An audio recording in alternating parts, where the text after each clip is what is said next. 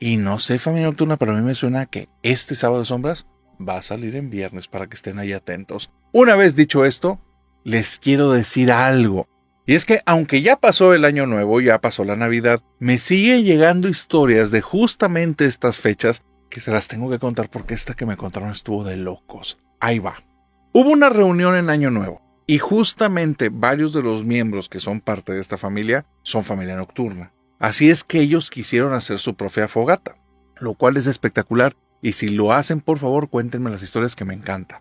Pero esta familia era la familia extensa, estaba ahí la chica que es parte de la familia nocturna, su novio que es familia nocturna, un hermano de los dos que es familia nocturna, una tía que es familia nocturna y bastante más primos y tíos que ellos apenas se vienen enterando que existe este podcast.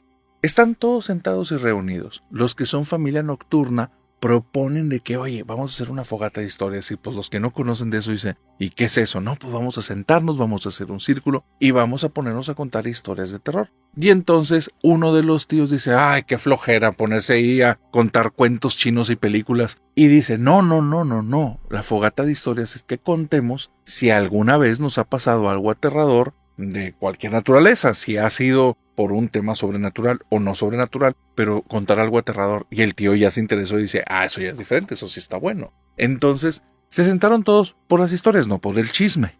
Y estando ahí sentados, primero se hizo un pequeño silencio incómodo y después a esta chica se le ocurrió, oye, ¿y si amenizar a quien hablemos de lo que no existe, es una palabra que sustituye aterrorizar? Y si aterrorizamos a todos poniendo unas velas al centro y las prendemos para que la luz ya esté muy bajita y se sienta como un ambiente bien macabro, va y apaga la luz, la gente se pone nerviosa, viene y pone las velas, las enciende y entonces uno de los tíos dice, no, espérate, aquí rituales mágicos y cosas de invocaciones no nos interesa. Y ella se ríe y dice, no, es para hacer el ambiente. Y él dice, no, pues ya lo lograste porque se siente bien feo. Y entonces, sin esperarlo nadie y de la forma como más rara, o bueno, más inesperada, la mamá de nuestra suscriptora levanta la mano porque aunque ella conoce el podcast y le gusta un poquito, no es de estar contando historias. Ella le gusta escuchar, es todo. Y ella levanta la mano y dice, yo tengo algo que quiero contar aquí.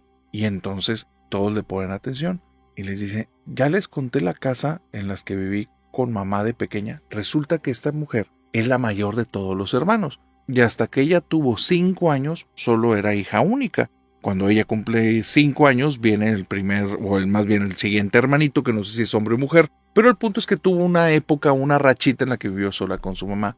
Y entonces 2 hermanos le dicen, no, pues en la casa nunca pasaba nada. Y ella les dice, no en la casa en la que vivimos todos, en la casa en la que yo viví con mamá antes de que nacieran ustedes. No, pues todos los hermanos interesados y los sobrinos también ahí estaban, nietos, primos, todos están viéndola. No, pues cuéntanos tía y cuéntanos abuelita y así. Y de repente esta mujer se pone a contar. Es que en esa casa había algo. No sabemos qué, nunca lo vimos. Bueno, mamá sí lo vio. Pero ahí les va. A mí me pasaba desde que era pequeñita, que mi mamá me cuenta, porque eso yo no me acuerdo, que decía que yo jugaba con alguien que estaba del otro lado de la ventana, que era mi amiguita. Y yo le empezaba a balbucear y yo le empezaba a hablar y le extendía las manos, pero siempre a la misma ventana cuando me dejaban ahí.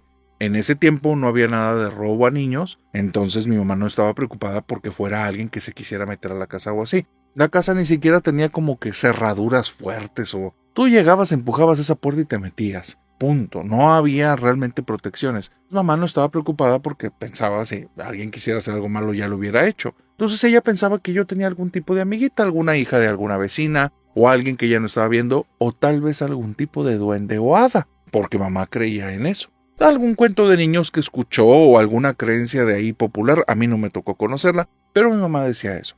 Yo no me acuerdo. Lo que sí me acuerdo es que cuando cumplo como los 4 años, que desde ahí es donde tengo memorias, yo estoy en mi habitación y tengo mucha curiosidad por saber quién me está hablando. Y cuando me acerco a la ventana, escucho golpes en la ventana como si me estuvieran aventando piedritas. Mi mamá viene y me dice que por qué estoy haciendo tanto ruido, porque las piedritas han ido aumentando en tamaño y ya suenan a golpes medianamente fuertes.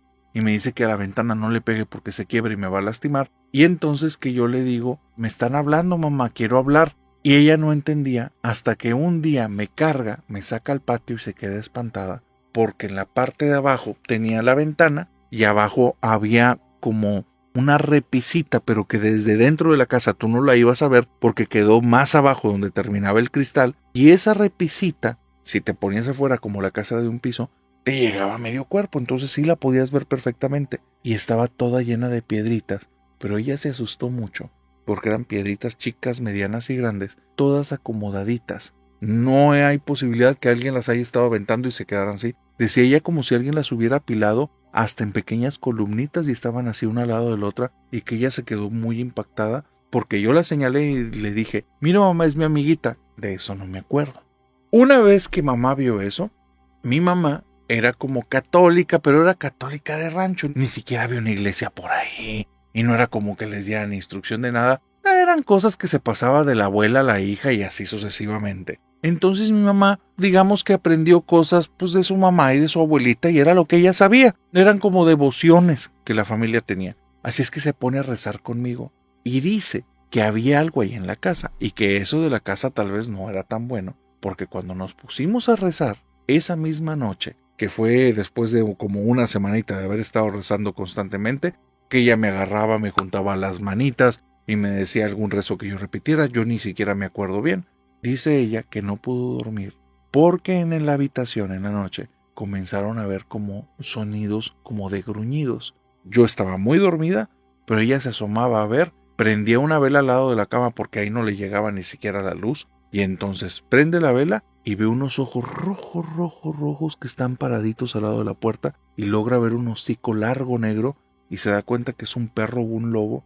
El problema es que, como les digo, la casa, si le das un empujón, te puedes meter, pero nadie le dio ningún empujón a las puertas, y la puerta de la habitación de mamá es una puerta pesada que rechinaba y estaba medio abierta sin haber hecho ruido. Mi mamá se asusta, se pone a hacer oración, esa cosa gruñe, camina para atrás, la puerta se cierra como si esta cosa pudiera levantarse y cerrarla, y mi mamá se queda conmigo un par de ratitos más, como unos 30 minutos más, y sale a ver qué es lo que pasó en la casa, y cuando va a ver, todas las ventanas y puertas cerradas. Si algo se metió aquí, me dice mamá, no era de este mundo y yo creo que no le gustaban nuestros rezos. Después de eso comenzó a hablar con papá y nos mudamos.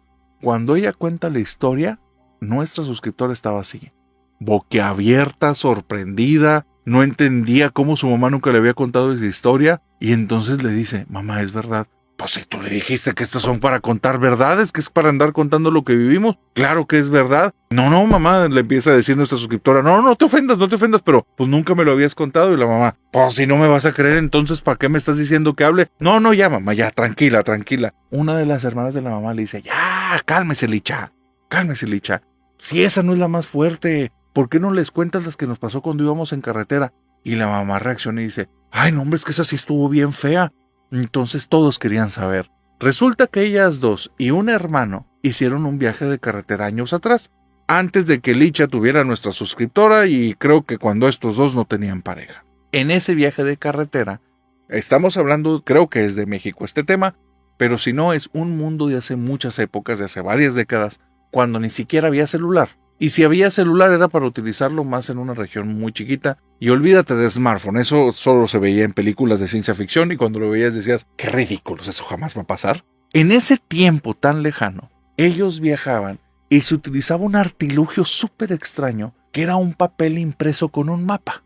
Y ellos van con un papel impreso, un mapa grandote abierto, y ellos van señalando dónde creen que van en la carretera. El problema es que lo habían señalado mal y se habían perdido por completo en medio de las carreteras de un México desconocido porque no tenían la menor idea en qué parte de México estaban. Problema número 2. ¿Tienen algo de dinero?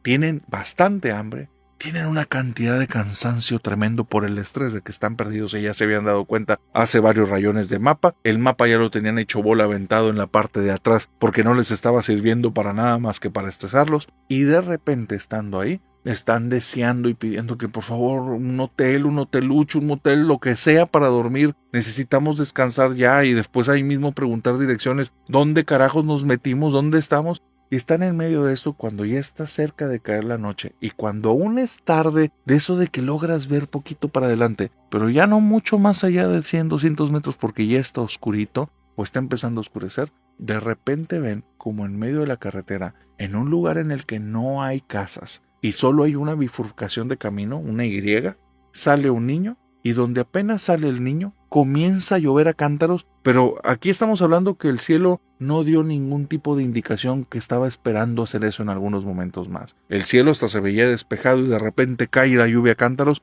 el cielo está completamente nublado, ya no se ve casi nada y eso hace que el que está conduciendo por miedo a atropellar a la criatura da vuelta rápidamente a la izquierda porque iba a buena velocidad, el carro coletea, se asustan un montón, avanzan todavía casi unos 100 metros cuando él logra detenerse de una manera ya más tranquila. Y estando ahí, sí vieron al niño, las tres lo vieron, estaban bien asustados. Pero es que salió de la nada, pero es que ahí no puede vivir nadie. ¿Qué fue eso que vimos y no traía ropa? Pero aparte que los ojos se veían oscuros, que el cabello, que cosas así, no tenían como que la idea clara. Pero para ellos vieron algún tipo de aparición.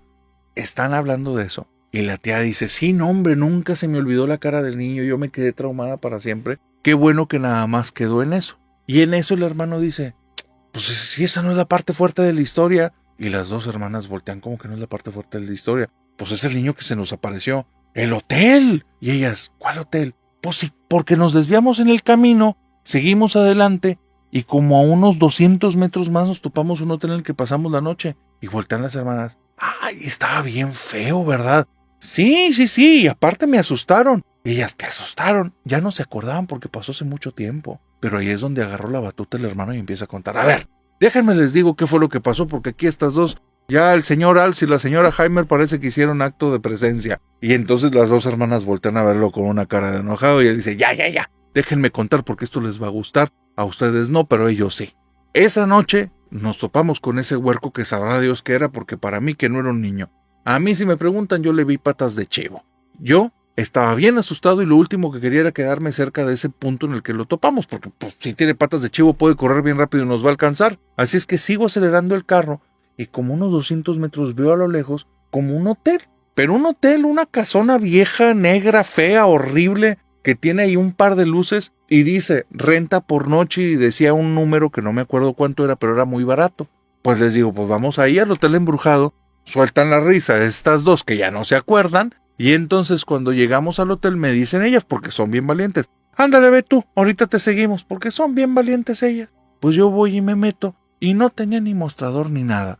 Toco la puerta, se asoma una señora, me dice, ¿quiere un cuarto? Le digo, somos 3, y me dice, aquí no hacemos de esas cosas. Le digo, somos familia, nada más que nos perdimos. Ah, entonces les rento 2 cuartos, uno para las muchachas y uno para usted. Y entonces digo, no, está bien, no pasa nada, estaba barato. Yo me acuerdo porque lo logramos costear. Le pregunto a la señora que nos dé indicaciones, y no, la señora estaba más perdida que nosotros. Así es que yo, mira, desesperanzado que iba a saber dónde me ubicaba, me fui a mi habitación, ustedes se fueron a la suya, y toda la noche, cuando yo estaba ahí acostado, empecé a escuchar que había 2 personas cuchicheando. Y entonces ellas reaccionan al instante y dicen, ah, por eso una madrugada fuiste, nos despertaste y nos asustaste las dos, que nos calláramos y que quién sabe que estábamos bien dormidas y nos despertaste a gritos. Dice, ¿en serio no eran ustedes 2? Pues no, eso sí me acuerdo mucho, te agarré un chorro de coraje como por un mes. ¿Qué es esa forma de andar despertando gente? El hermano se queda pensando, pues entonces el hotel sí estaba bien embrujadote, porque al día siguiente le pregunté a la señora que quién más estaba hospedado y me dijo que nada más nosotros 3 y ella dormía en el primer piso y yo escuchaba la voz de 2 mujeres que platicaban y platicaban. Y todavía, cuando estuve a punto de despertarme, escuché que alguien me dijo mi nombre al oído y yo creía que ustedes se habían metido y estaba bien enojado, por eso en la mañana me vieron bien enojado. Pero pues igual el hotel sí estaba bien embrujado. Dice, no, yo ahí ya nunca me hubiera vuelto a quedar. Y uno de los que estaba ahí, bueno tío, total que ¿dónde estaba? No, nunca supimos, agarramos carretera y donde terminamos en el primer pueblo, nos tuvimos que ir a una parada de autobús, y ahí sí nos supieron decir, y estábamos cerca de Puebla, nos habíamos desviado como 70 kilómetros de donde teníamos que ir, o donde era el plan ir, pero nos dimos una buena divertida. Estaban ahí entre carcajadas y ya más relajados y esas pláticas, cuando de repente es nuestra suscriptora la que dice, oigan, pues yo sí tengo una historia y quiero confesarla porque esto es más una confesión porque me dio mucho miedo lo que viví, pero pues ya que están contando aquí cosas que uno les están haciendo cara de que están locos, pues ya de una vez me uno a la tropa. Ahí les va. Cuando yo tenía como 15 años y estaba yendo a la prepa, estaba saliendo de la casa, iba al turno vespertino o iba a hacer la tarea con una amiga, no me acuerdo, pero me acuerdo que iba caminando como a la zona norte. Y la mamá le voltea los ojos, que fue la señora de la primera historia, la señora Licha. Y entonces dice, bueno mamá, ya, esto pasó hace como 10 años ya. Nada más estás llamando la atención. Déjame contarle a todos que sí estuvo muy extraño. Yo voy caminando para la zona norte y la señora Licha le vuelve a voltear los ojos y esta chica le hace la cara una mirada fulminante para cállate ya. Y la señora ya se pone más tranquila y continúa la historia. Iba caminando para la zona norte, como les estaba diciendo, y de repente llego a la esquina de una cuadra y siento como si alguien me estuviera hablando. Alguien le dice, ¿escuchaste que alguien te estaba hablando? No, estoy diciendo siento porque lo sentí, no lo escuché. Volteo para dentro de la cuadra y siento que alguien me está diciendo ven para acá. No lo escucho, siento. Y todos se le quedan viendo como estás bien alucinada. Y dice, bueno, si con eso creen que estoy loca, espérense para que vean lo que yo vi. Camino como 3 casas, siento que me están hablando desde una casa en especial, y donde me asomo, la parte de adelante de la casa se distorsiona y veo como una esfera, un círculo negro, oscuro, y me da un miedo horrible, me da pavor, el cuerpo entero me empieza a temblar, siento que toda la piel se me enchina y siento que eso ahora que lo puedo ver, es lo que me está hablando y me dice acércate, ven.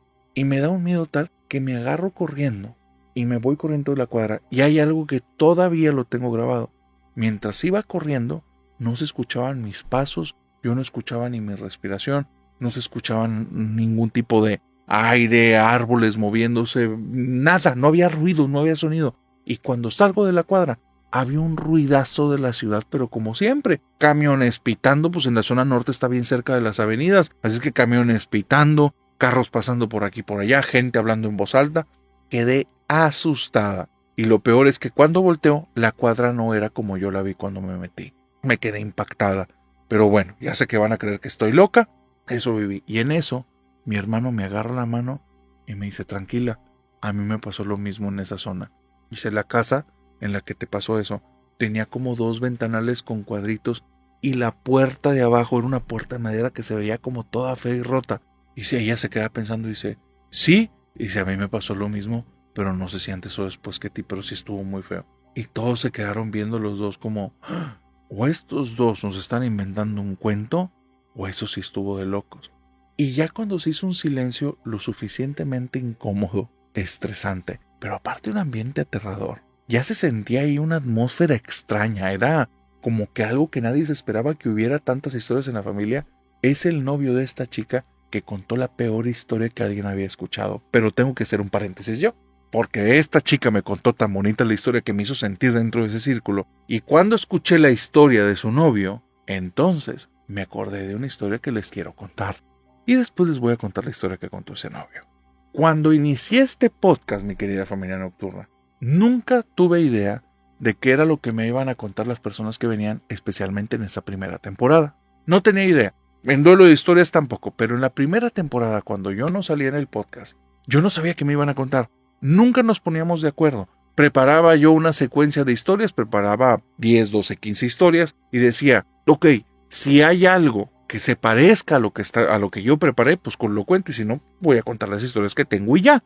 Y era muy loco, porque muchas de las historias que traían se parecían a lo que había preparado. Y eso se me hacía de locos, era como que, ¿de dónde salió esta coincidencia? Porque para mí era como un ejercicio de tener sorpresa. Como no sé qué me vas a contar, yo no me preparo. Traigo historias, pero no me preparo emocionalmente, y me contaban cada cosa que me dejaba a veces la sensación a flor de piel. Y hubo un amigo que tenía conociéndolo ya un par de años, que nos conocimos en temas de locución, con el cual jamás habíamos hablado de cosas paranormales. Cuando yo le aviso acerca de este podcast y le digo que si quiere venir, y él me dice, claro que sí, gracias por invitarme, va a ser un gusto, me contó una historia que me dejó, pero impactado, porque cuando la contó, como yo lo conozco, sentí cómo él estaba reaccionando a eso, y eso estuvo muy fuerte. O sea, esta sí fue una vivencia que a él no le gusta mucho estar repite. Te hablo de un episodio de los primeros con el buen Román, que le mando saludos al buen Román. Román es de nacimiento venezolano. No sé exactamente a qué edad él se tiene que ir de Venezuela, todos los temas políticos, y se tiene que ir, creo que le dan residencia en Panamá. Muy duro, una situación difícil, porque él no llega con familia, y él desde que llega tienes que sacar la vida adelante como dé lugar. consigue trabajo en un bar y está buscando donde le den hospedaje de un cuartito chiquitito, pero un lugar donde meterse en las noches, no tener que dormir en la calle, una situación bien precaria, bien complicada, que muchos lamentablemente han vivido, que bueno, espero que todos los que están en la familia nocturna, si están viviendo esa realidad, hayan salido adelante o estén saliendo adelante de eso, y Román logra hacerse rápidamente de un cuarto en una casa que tiene apenas 4 o 5 habitaciones, que no es una casa, son más bien unos departamentos, y uno de esos pisos viven unas santeras. Él no entiende de eso, no conocía en ese tiempo de eso, y esas santeras lo invitan a vivir. Él es de familia católica, pero no es practicante ni le interesa, y el tema de religión le queda muy corto. Él está en el día a día sobreviviendo y sacando las cosas adelante, punto. Cuando conoce las santeras es un tema 100% monetario, se entera que son santeras como a la semana o 2 semanas de estar viviendo ahí, y no por boca de ella, sino por boca de los vecinos y por gente donde trabaja, pero para él no tiene ninguna relevancia. Es lo mismo le hubieran dicho que eran marcianas, da igual, lo que quiere es el cuarto y lo tratan bien, para eso es suficiente. Pero pasan como 4 o 5 meses y Román vive en este lugar y vive muy a gusto. Él tiene una habitación, la habitación es chiquita, el resto de la casa es de ellas, pero lo tratan como si fuera alguien más de la familia, así es que de repente tiene estos lujos de ir al refrigerador, servirse un par de cosas, él aporta para la casa lo de su habitación y en ocasiones compra un par de cosas más, todo muy bien, una muy bonita relación. Y en una noche que ellas no van a estar, creo que por 2 o 3 noches porque se fueron a algo fuera de la casa, él está solo en su habitación y comienza a escuchar como un taladro en la sala o en alguna zona de este piso. Y es como un sonido de un... Y dice que ese sonido comienza a aumentar y a bajar y le llama mucho la atención. Y de repente abre la puerta pues, para ver qué está sucediendo. Y ese sonido del taladro cambia. Y ahora es un sonido como de un alarido. Un... ¡ah! Y el sonido empieza a aumentar y aumentar y aumentar. Y dice, es que no te lo puedo ni explicar cómo se siente escuchar algo así de cerca. No es una máquina, es algo que está gritando y está gritando con mucho dolor. Dice, y en la sala, esto no lo recuerdo exactamente, si los que vieron el episodio se acuerdan de esta historia, déjenmelo aquí en los comentarios, pero creo que él ve algo, la figura de algo, de una mujer o algo así, y esta figura se mueve hacia él. Entonces él regresa a su habitación y está muerto de miedo porque el sonido se viene acercando. Después se empieza a alejar el sonido y llega un momento en el que él dice, al carajo, me tengo que ir de aquí. Y con todo el valor que es capaz como él de juntar, medio que abre la puerta, medio que cierra los ojos y a toda velocidad corre por el medio de esa sala donde estaba el sonido y siente que el sonido se vuelve a dirigir detrás de él y lo va siguiendo. Cuando abre la puerta se sale de ahí, se queda sentado afuera y justamente ese día, varias horas después, es cuando regresaron estas chicas. Cuando llegan, él les cuenta lo que pasó y ellas empiezan a reír. Él le dice, bueno, es de los detalles de vivir en la casa de una santera. Y él se quedó asustado. Y yo también, porque en ese tiempo jamás había escuchado de la santería. Lo había escuchado como de manera muy, muy abierta. Pero después me enteré de más cosas que ya en otros episodios les contaré. El punto es eso. Estar en una casa, escuchar un grito, es algo que es muy fuerte. Y con esto tenemos que regresar a esa familia que estaba contando en Año Nuevo historias de terror. El novio de nuestra suscriptora dice, yo quiero contar algo. Todos voltean a verlo porque es un tipo muy callado, es un tipo muy serio, muy a todo dar, de esas personas que transmiten buena vibra, que saben que son buena ley, pero no es de estas personas que están hable y hable y hable. Y él comienza a decir, yo viví una cosa que me ha dejado marcado desde que soy pequeño, y se los voy a confesar aquí, no importa si me creen o no me creen. Cuando yo era niño, en la casa pasaban cosas, había en ocasiones sonidos, que había como pasos en la casa y yo estaba solo, se escuchaba que se abrían y cerraban puertas y estaba yo solo, escuchaba en ocasiones voces de una persona, una mujer, que hablaba en voz alta y a veces hablaba mi voz y me ponía muy nervioso. Y todo eso yo lo recordaba, pero no me acordaba cuándo iniciaron las cosas.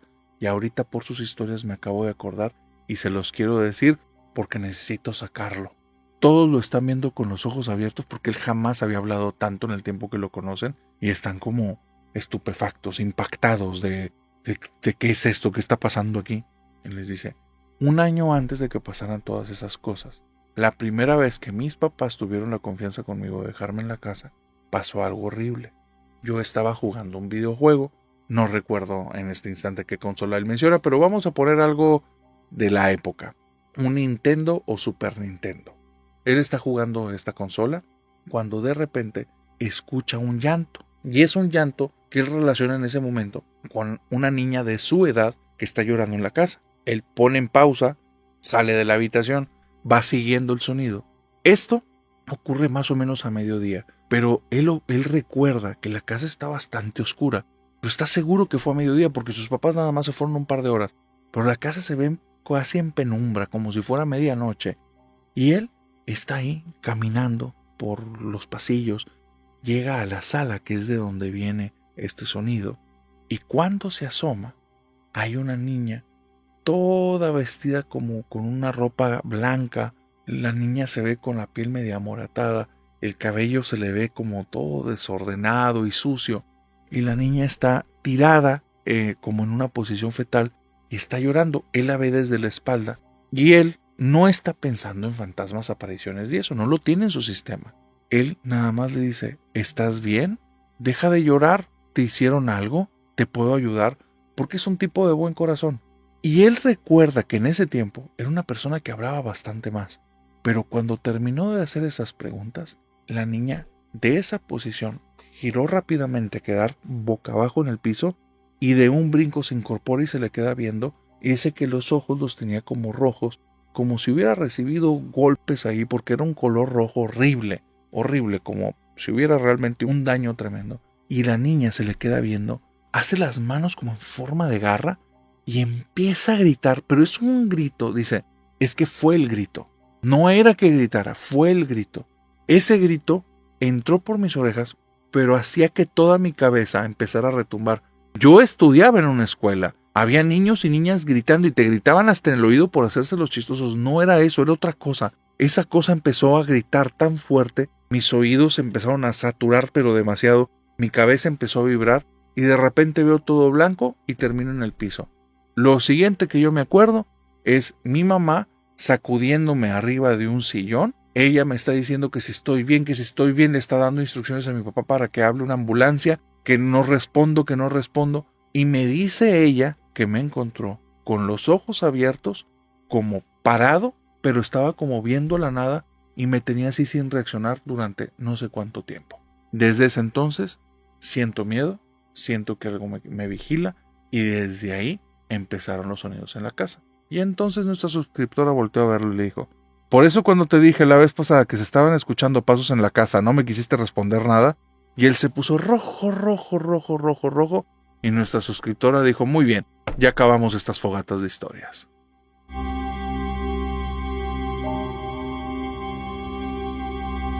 ¿Has escuchado la frase, todo en su justa medida o el veneno lo hace la dosis? No es tanto lo que practicas el problema es las cosas que ya traes en el corazón, el no conocerte y el no buscar estar en diferentes medidas. El veneno lo hace la dosis. Y hay personas que son muy venenosas.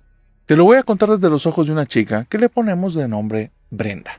Brenda nació, digamos, en una situación no afortunada. Ella, desde que tiene uso de razón, vivió en un orfanato, nunca conoció a papá y a mamá, no conoce exactamente sus circunstancias, no conoce familia ni paterna ni materna, y su vida en el orfanato no era una vida muy bonita. Estaba en un lugar en el que los muchachos eran muy violentos y la gente que estaba ahí tenía muy poca paciencia, entonces ella vivió solo bajo regaños, llamadas de atención fuerte y bastante lastimaduras físicas que no rayaban en una cuestión como de un maltrato así per se, pero no era bonito por ninguna parte. Y te digo maltrato per se, no con las regulaciones actuales, sino con las regulaciones de aquel tiempo. Entendiendo esta situación, no se estaba cumpliendo nada legalmente injusto con ella, entonces ella no podía apelar a nada, tampoco tenía edad, tampoco tenía la conciencia ni la maduración suficiente, y para ella era la realidad en la que nació y en la que se adaptó a vivir. Eso la hizo ser a ella una chica bastante apagadita, que se dejaba llevar mucho por sus ambientes. Dejaba que si el ambiente era duro con ella agachaba la cabeza, si el ambiente era bueno con ella, se dejaba querer un poco, pero también cuando ya era mucho cariño, se sentía tan extraño que ella mejor se alejaba. Cuando cumple 17 años, hay 2 personas que la quieren adoptar. Y es muy raro porque las personas de esa edad, ella cuenta en el tiempo en el que ella estuvo en el orfanato, no los adoptaban. Y a sus 18 finalmente tenían que conseguir un trabajo y váyanse de aquí y hagan su vida fuera como puedan. Ella tiene la suerte que 2 personas la adoptan. Y te digo suerte de una forma ambigua, porque no sabemos si buena o mala suerte, no después de que escuches lo que le sucedió viviendo con estas personas. Estas personas, desde la primera vez que ven a Brenda, comienzan a tratarla bien, pero de una manera extraña. Es un bien, pero como un bien utilitario. Oye, la niña se ve bien. Se me hace que sí va a ser buena para los trabajos. Eran parte de las conversaciones que le escuchó estos tipos hablando enfrente de ella. Señor y señora, personas ya de cierta edad. Y oye, pues se ve jovencita. Yo creo que sí la vamos a poder disciplinar y sí va a aprender a hacer las cosas como queremos. Era como si la vieran más como una herramienta, como algún tipo de servidumbre, más que como una hija. Ella estaba adaptada a no muy buenos tratos dentro del plantel, entonces era parte de lo mismo, era pan con lo mismo, iba a continuar su vida como había sido hasta ese momento. Se va a vivir con la familia y una vez que entra ahí, la familia es muy clara con ella. Tú vas a ser nuestra, porque nosotros ya te adquirimos como si fuera algún tipo de mercancía. Y ahora que vivas aquí, tú te vas a encargar de cuidarnos para siempre, hasta que nos muramos. Para eso te trajimos aquí y esa es tu labor como hija. Y si eres buena hija, te vamos a dar de comer, te vamos a dar de vestir y no vas a ocupar trabajar. Ella, conforme empieza a tener estas vivencias, empieza a sentir como unos choques internos que nunca había tenido antes. Mucho coraje, odio, ganas de repente reventarlos ahí a gritos, a golpes, porque veía a las chicas de su edad que no estaban haciendo eso. Iban a estudiar algunas, otras estaban trabajando. Ella no le tenían permitido salir de la casa, ya tenía 18 años. Llega un momento que el choque es tan grande que un día revienta y dice, voy a ir a conseguir trabajo y no me importa, porque aquí hay una parte importante. Esta familia de 2, estos padres que tenía, no les iba tan bien económicamente. La comida que se compartía era un par de rebanaditas de jamón y no comas más de media porque no hay para más. Y panes a veces que era quítale el muecito de arriba y el resto es lo que te vas a echar. Mal comían en muchas ocasiones, mal vivían en muchas ocasiones. Lo único que tenían era un tejabancito, una casa hecha con madera y pedazos de lámina, que es muy respetable, pero los señores impedían que ella luchara por tener algo más. Querían que solo estuviera viviendo eso. Ella se empezó a llenar de coraje. Fue muy extraño porque fue como si, al momento en el que Brenda pisó afuera del orfanato, se le cayeran cadenas que la tenían presa. Y al estar allí en la casa le pusieron nuevas, pero ya no le gustaban. Y ya no le quedaban también y empezó a hacer la guerra.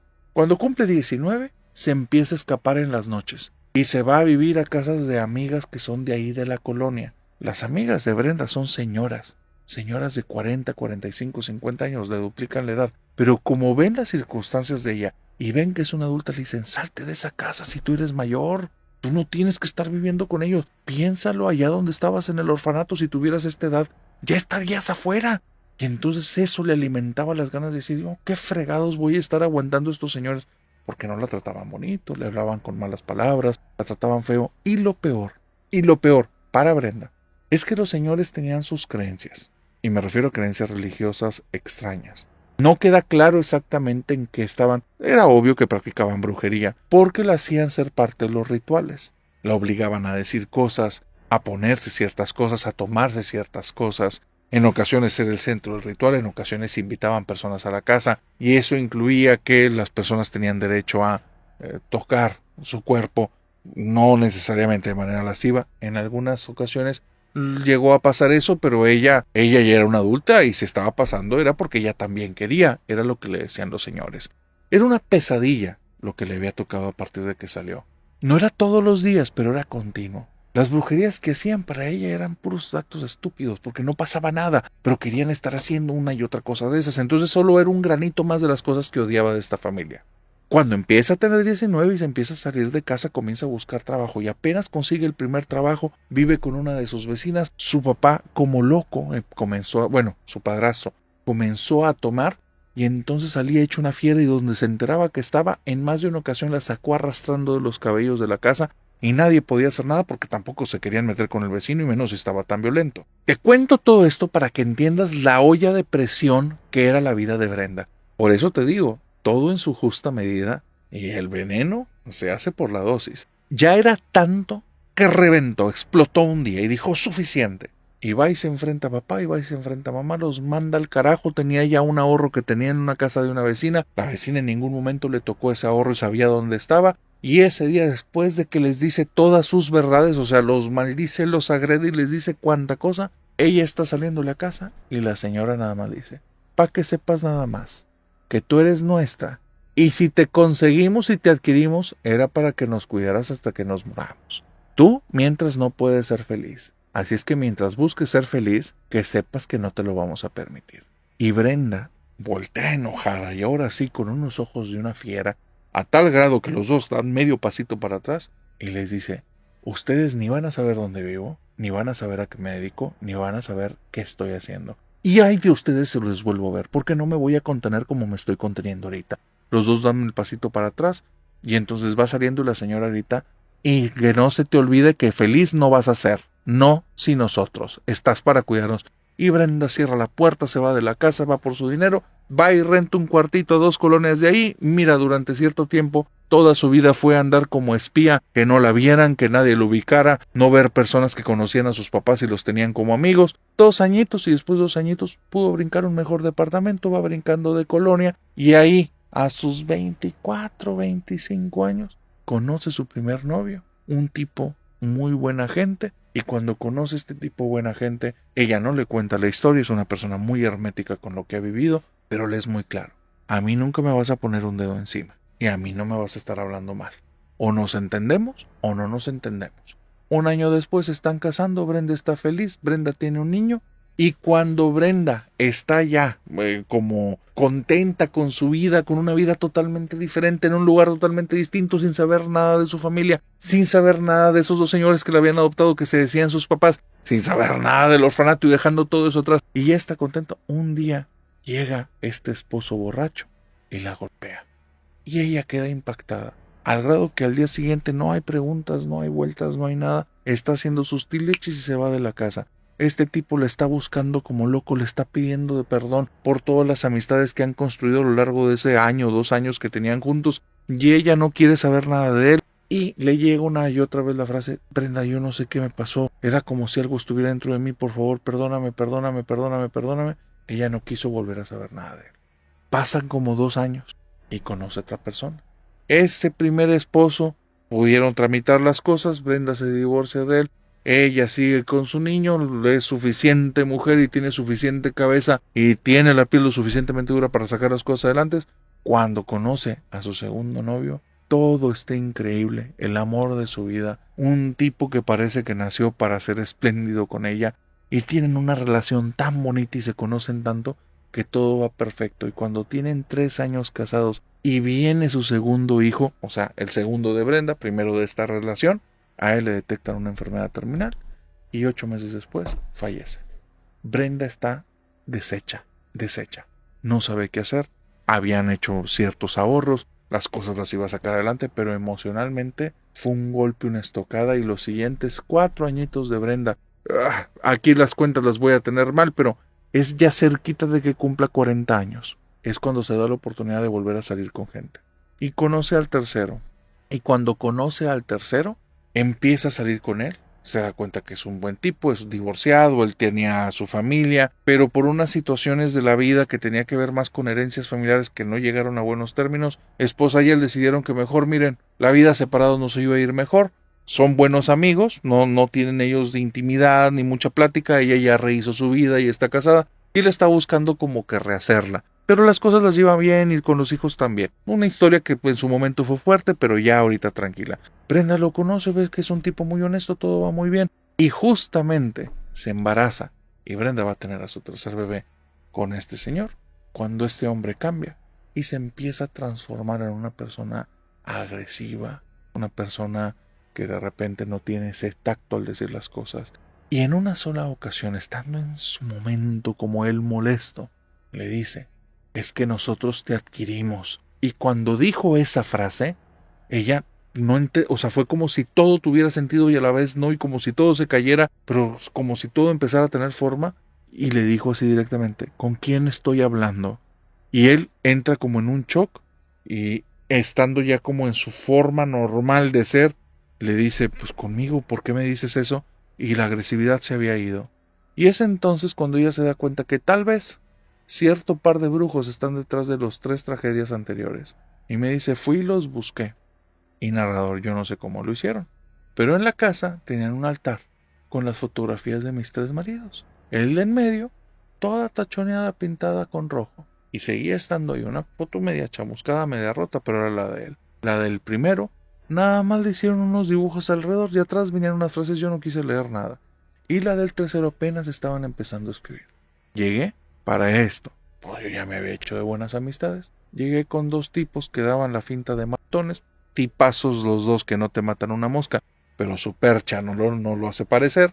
Les dije que por favor estuvieran ahí, que iba a ser una situación violenta, pero no iba a ser nada ilegal. Me meto a la casa, veo ese altar, agarro todas las cosas, les destrozo todo, y con los 2 matones atrás les dije, donde me vuelva a ir mal, ustedes no la cuentan. Y volteé con mis 2 amigos, y ellos nada más subieron y bajaron la cabeza, se dieron media vuelta, y por primera vez vi a esa señora y el señor que estaban temblando. Y cuando me fui, ya no dijeron ni pío. Desde ese día, no me ha vuelto a tratar mal mi viejo, las cosas van bien entre los 2, y yo nada más estoy buscando de qué forma romper los vínculos, porque de esos 2 señores, yo no quiero saber ya nada.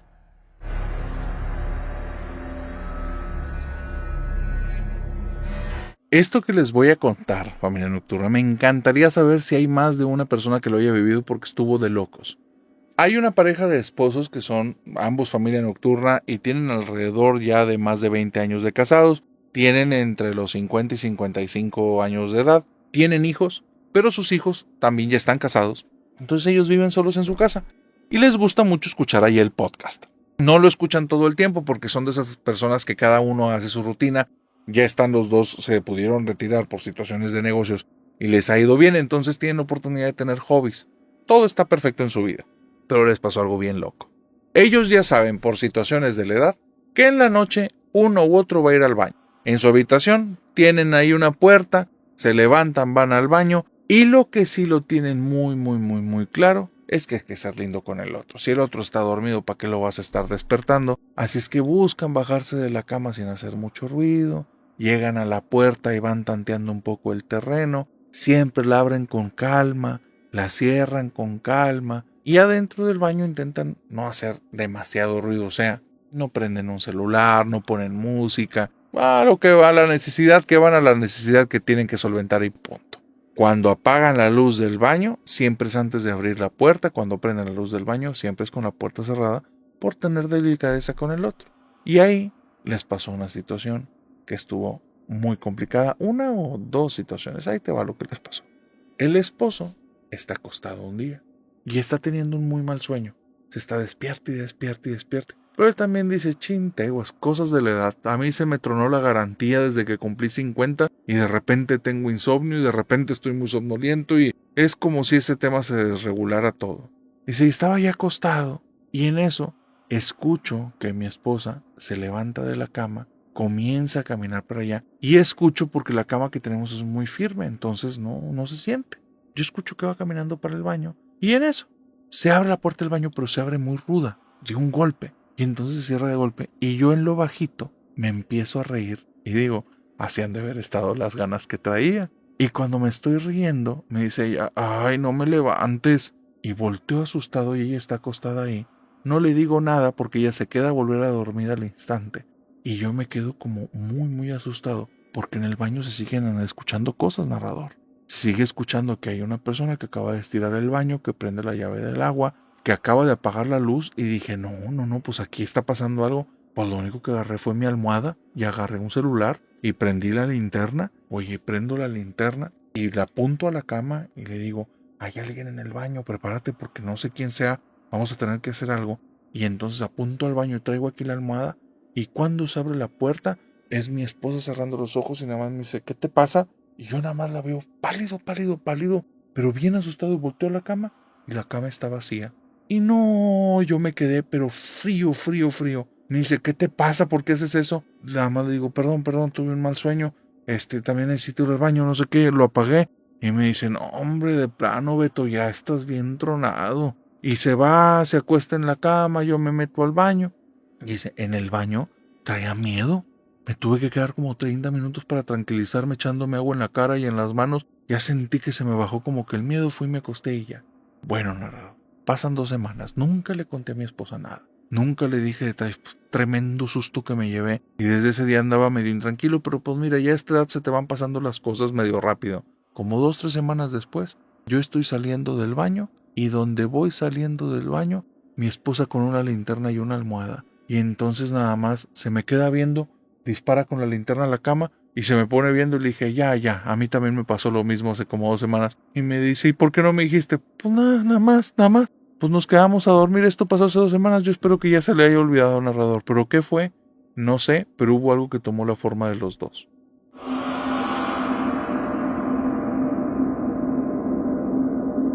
¿Alguna vez has sentido que vives en una mentira? ¿Que tu vida está siendo manipulada por alguien? ¿O que hay hilos que se están entretejiendo detrás de las situaciones que vives y pareciera que es alguien o algo el que está moviendo todo eso? Pues lamentablemente a Yadira le tocó vivir algo así. Y ahorita que te enteres de su historia, vas a entender por qué. Yadira tenía una vida muy normal. Era una persona como cualquier otra. En el caso de ella, por sus circunstancias, le tocó estudiar, terminar la carrera, comenzar a trabajar, y ya estaba perfilándose para un buen puesto cuando conoció a Joel. Joel era un proveedor de la empresa para la que ella trabajaba, y entonces empiezan a tener una relación primero laboral y después en una situación muy complicada que tiene que ver con el tema laboral, que ellos vivieron un estrés en ambas partes tan pesado. Cuando se solucionó, los dos decidieron que eso se merecía mínimo una copa, un festejo, y se fueron a un bar. Y desde ahí empezó a haber chispas. Se dieron cuenta que detrás de esta máscara de profesionales había dos personas que tenían muchas cosas en común y empezaron a tener buenos diálogos. Una cosa llevó a la otra. Joel era un tipo agradecido, pero también por otro lado era todo un don Juan, porque siempre que la veía un pequeño detalle, se aprendía las cosas que ella le decía que para él eran importantes. Y fíjate cómo las cosas se fueron dando, pero en menos de 2 añitos los dos estaban tan perdidamente enamorados que ya estaban hablando de vivir juntos. No hablaban de bodas porque no querían hacer una fiesta, ellos tenían más una mentalidad como pensada en qué nos va a traer beneficios a los dos a largo plazo, y decían, en cuestión financiera, pagar una comida para muchísimas personas es carísimo, mejor vámonos a un viajecito bien padre, tengamos nuestros procesos legales para que todo esté bien, pero miren, los demás si vienen y no vienen, no nos interesa. Hicieron una reunión pequeñita. Ella se viste de blanco, pero con un vestidito muy coqueto que consiguió en una tienda de buena calidad. Él se viste con un traje porque se sentía muy a gusto, sí, pero la verdad es que ese traje también lo utilizaba para su trabajo. Y los dos están a gusto. Van un grupo como de 10 personas, 5 amigos, familiares de los dos, un grupito chiquitín. Pero con ellos tienen una fiesta brutal. Platican muchísimo, se siente el cariño de parte de todos. Y a partir de ahí, mira, las redes fueron las encargadas de difundir que estos dos ya eran una pareja, estaban casados y todo perfecto. No una boda propiamente como fiesta, pero sí la unión de los dos. Durante los primeros 2 años de relación, todo eso juela sobre miel, en ambos casos. En el caso de Joel, descubre que Yadira es una mujer, pero no solo hermosa por fuera, sino preciosa por dentro. Y ahora en esta faceta de esposa, tiene tantas cualidades y tantas peculiaridades, no pudo haber elegido mejor compañera de vida. Y Yadira está igual. Empieza a conocer tantos nuevos detalles de Joel que está fascinada, lo admira. Un tipo tan trabajador, tan luchador, pero aparte tan entregado a la pareja, que todo el tiempo está como pensando en sus personas de alrededor, las personas importantes para él, y también él se da su lugar. Pero es un sujeto objetivo que se pone, objetivo que logra, aunque parezca imposible y aunque le tome 1000 años, él lo va a estar haciendo. Y ahí va con las cosas, ahí va con su mejora de cuerpo, ahí va con su bajada de peso, ahí va con la lectura de libros que él tenía pendientes, ahí va con el conocer personas nuevas, y ahí va Joel con 1000 cosas. Y Yadira, todos los objetivos que ella va teniendo, Joel ahí va, empuje. Y los dos están viviendo genial. En el tercer año, para nadie fue sorpresa que ella estaba embarazada y empezaron a difundir la noticia, pero con una sonrisa de oreja a oreja que todos se las compartían, eran súper contagiosos. Y es entonces cuando Yadira tiene un par de cuates, niño y niña, y los dos cuates, los dos bebés, son tremendos. Empiezan ahí las discusiones tontas que a ellos les dan risa. Es que tiene los ojos de Joel, pero tiene la nariz de Yadira. Y ella se imaginaba como si hubieran agarrado unos recortes de revista y se pusieran a hacer configuraciones diferentes de sus hijos. Y ella volteaba y los decía y les decía, no se parece a ninguno de los dos. ¿Para qué están jugando con eso? Ya cuando estén más grandes, ahí se va a notar que sí son hijos de él, pero no sé si son míos. Y todos se reían porque Yadira tenía sus puntachos y su forma de ser que estaba media loca y todo bonito. Pero quiero que entiendas este contexto. Son dos personas felices en un contexto feliz, con personas que los quieren, en la que todo, no es todo color de rosa. Pues están en trabajos, hay que hacerse cargo de los huercos, y nadie le dice a ella que las levantadas en la madrugada son gratuitas, sus ojeras hablan por sí solas, pero están tan bien y se quieren tanto, se lo venden muy bien, parecen cosas pequeñitas. Cada obstáculo que tienen, claro que lo van a sortear. Por eso cuando ocurre este evento, el que estoy a punto de decirte, a Yadira hizo que toda su vida entera se cayera en pedazos. Ella viene después de una reunión con unas amigas. Son un grupo de amigas que todas son mamás de a veces algunos bebés, algunos que son niños un poquito más grandes, pero todas son mamás casi primerizas. Y en estas reuniones comienzan a platicar de todo, de los esposos, de los niños, se pasan tips, pero son un ambiente como muy bonito, es un ambiente que está pensado en que salgan de ahí ellas como contentas, cómodas, con energía, y crearon ese grupo porque antes el grupo en el que estaban a veces era tanto chisme que salían de ahí como estresadas, mal viajadas, pensando mal, y decidieron hacer como que un filtro, y en este nuevo grupo se quedaron nada más las que aportaban algo positivo. Resulta que todas coinciden que son mamás, entonces de ahí viene la toma de los tips y todas estas cosas. Va a ese grupo. Los días que ella tiene ese grupo, Joel se va con un par de amigos a pasar la noche. Creo yo, por las cosas que me dice, que Joel es un gamer, no estoy tan seguro, pero digamos que de repente llega medio temprano y de repente llega medio tarde, nunca lleva con copas arriba, él no es una persona de estar tomando, pero llega en muchas ocasiones como muy alterado emocionalmente porque le está contando parte de las que hizo, como si fuera un niño que está apenas a sus 15, 16 y le quiere contar a su mamá cómo estuvo su día. Ella llega a su casa. La casa es una casa de 3 pisos, una casa muy bonita, una casa que van a estar pagando durante varias décadas, pero ella llega a su casa, está a gusto, sus niños están súper dormidos, va metiendo la carriola o los va cargando, no estoy seguro, pero después de que pone a los dos en los sillones de la sala, porque primero tiene que adecuar unas cosas en el primer piso para después irlo subiendo de uno en uno, y ya vio en la cochera que Joel todavía no llega, cuando de repente sola va caminando hacia la cocina, y cuando llega a la cocina se para en seco porque lo que ve no tiene ningún sentido, no puede estar pasando, algo debe estar mal en su cabeza. Ella llega al umbral de la cocina, da un paso adelante, está demasiado oscuro, es la madrugada, pero nunca había estado tan oscura y de repente se enciende un fuego. Este fuego se extiende y abarca toda una pared. El problema es que esas llamas están iluminando un lugar que no es su cocina, ni de cerca es su cocina. Ese lugar es extraño.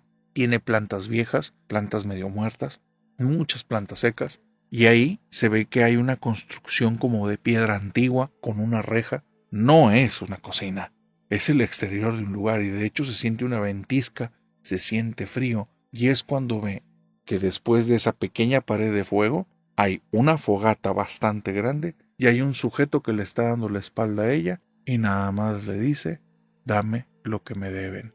Se apagan las luces, se apaga el fuego, se va todo, se vuelve oscuridad.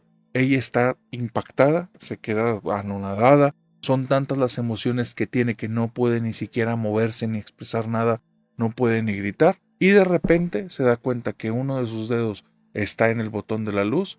Cuando lo presiona, se enciende y ahí está su cocina. Está impactada porque su cabeza maquila las cosas rápido. Ella trabaja en una empresa solucionando problemas de alto calibre, entonces su cabeza tiene que dar respuesta a eso rápido, en segundos.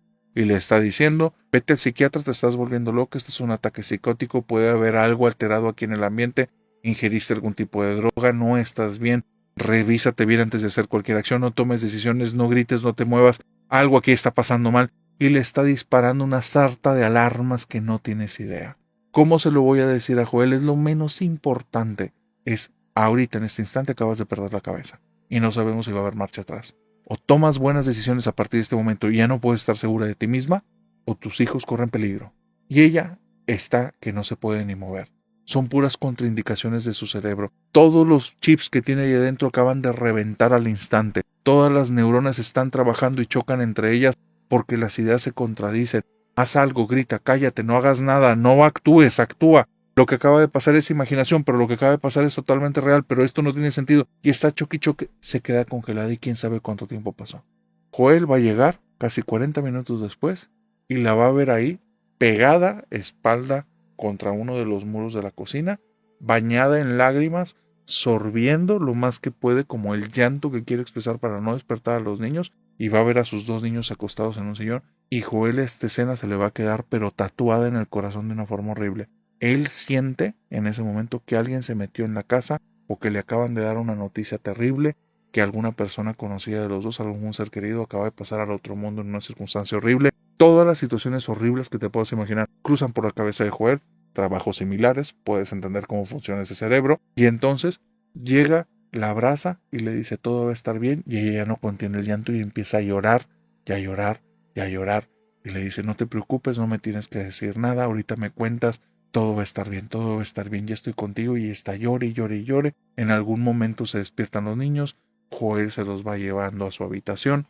los niños se duermen y se enteran de mamá, mamá se contiene lo más que puede, y van a pasar como 2 semanas y media, varios medicamentos de por medio, varias idas al psiquiatra, muchos exámenes, hasta que se sienta con Joel y se pone a contarle lo que vivió.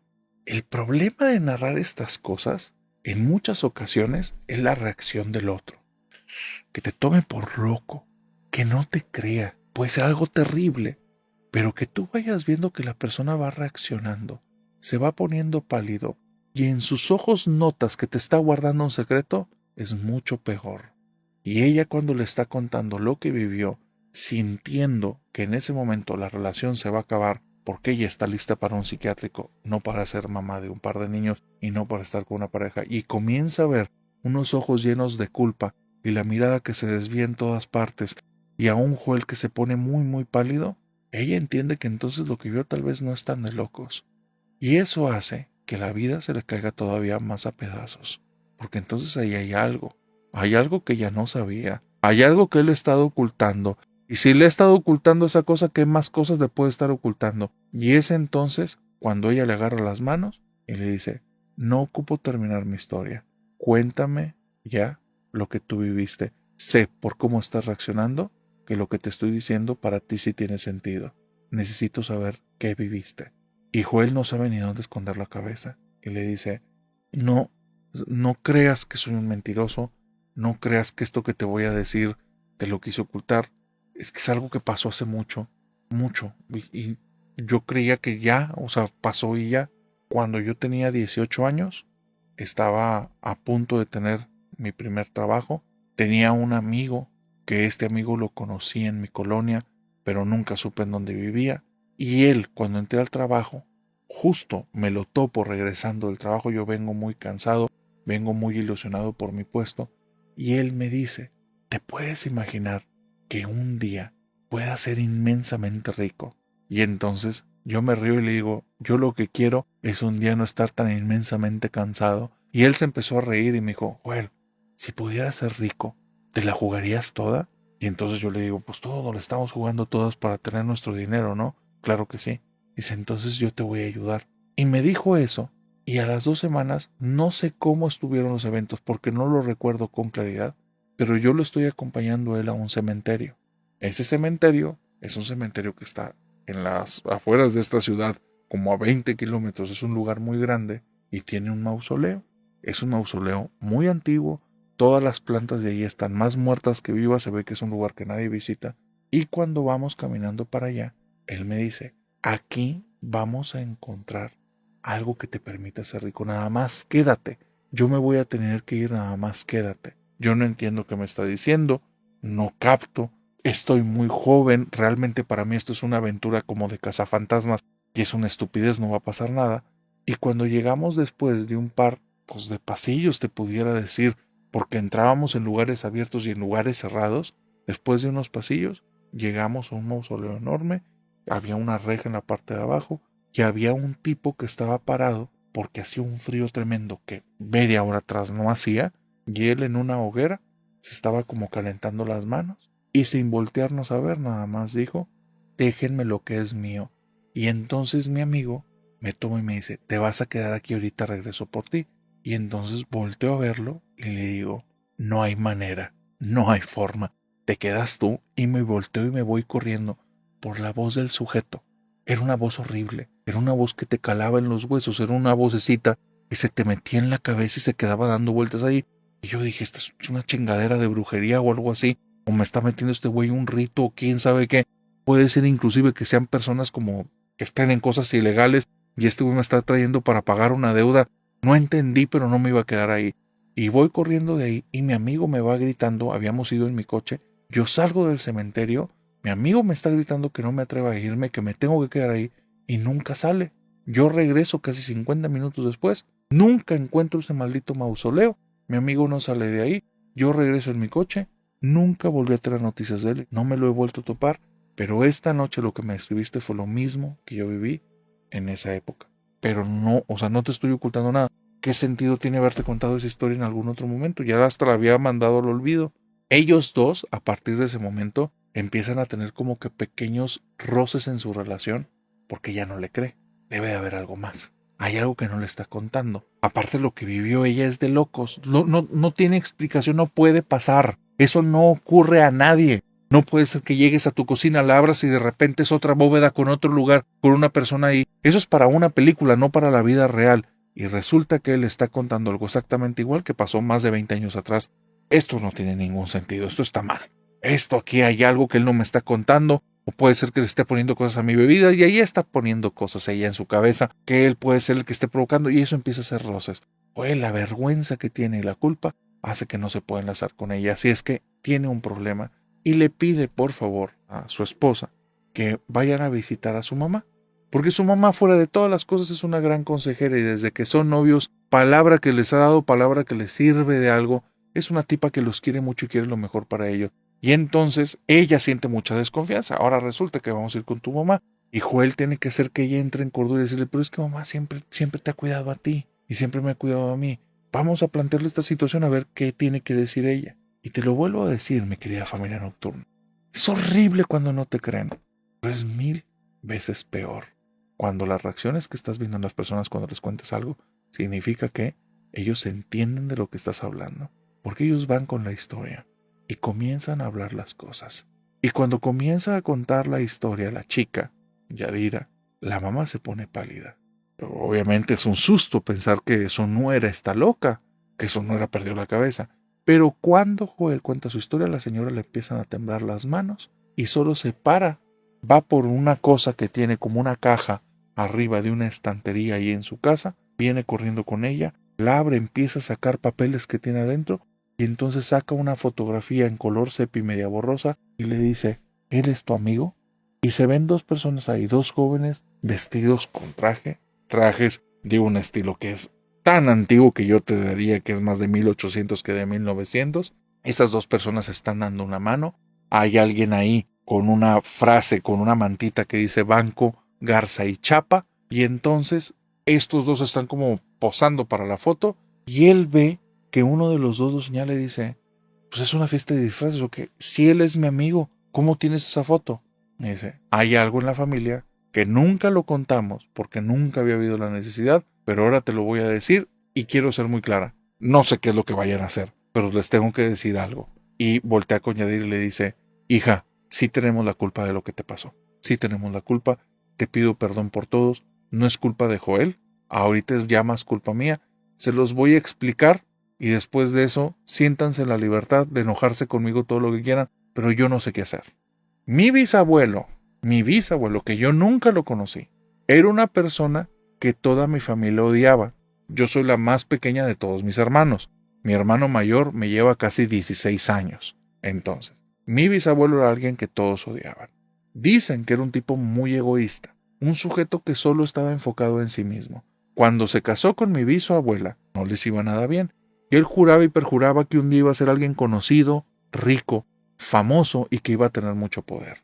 Y un día, con un gran amigo de él, que los dos tenían un taller mecánico ahí que ni les funcionaba para nada, conocieron a alguien que les dijo que él les tenía la fórmula, pero que tenían que estar dispuestos a sacrificarlo todo. Y cuando él se refería en todo, se refería a su familia. Y mi bisabuelo en ningún momento dudó y dijo, claro que sí. El otro no tenía familia, él era único. Y él dijo, por supuesto, sí, no tengo nada que sacrificar. Él pensaba tal vez en el taller o en algo así. Esta persona se los llevó a un cementerio y estando en el cementerio hicieron un pacto.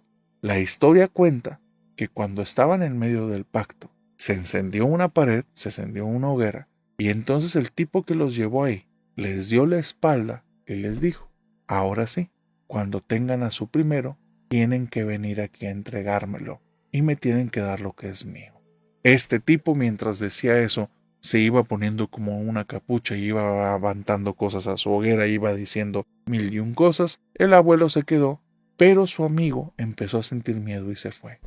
Lo raro es que cuentan que pasan los años, nace el hijo del abuelo, el abuelo lo lleva para allá y a ese hijo de ese abuelo nadie lo volvió a ver. Eran otros tiempos, no hay formas de saber exactamente qué hizo y qué no hizo, y actuaban de otra manera la policía. Desde entonces la bisabuela se quería separar de él, pero no podía, porque una vez que habían hecho ese vínculo, organizaron el banco Garza y Chapa. ¿De dónde sacaron dinero para un banco? ¿Cómo sabían que funcionaba? Nadie entendía. Y fue algo muy exitoso. Pero su amigo era algo muy extraño, porque al abuelo le salían canas, el amigo se veía igual de joven, y un día el amigo se casa, tiene a su hijo, pero cuenta la historia que tiene a su hijo, nunca lo llevó al cementerio, el abuelo se enoja mucho con él, finalmente rompen la sociedad, pierden prácticamente todo, desde entonces la familia nunca se ha repuesto, hasta ahora contigo, y a él nunca nadie lo había vuelto a ver, al amigo de mi abuelo, como si hubiera desaparecido, como si se lo hubiera llevado al aire a él y a su familia, hasta que tú, cuando tenías como 16, 17, me describiste un amigo tuyo, y no te acuerdas, pero te mostré esta foto, y me dijiste, es él. Y entonces yo sabía que ese muchacho era el socio del abuelo, que por alguna razón estaba aquí y no era buena. Y cuando me contaste que te llevó al cementerio, empecé a rezar por ti todos los días, pero ya no te buscó. Pues ahora parece que los está buscando. Quiere que ustedes paguen la parte que él no pagó nunca.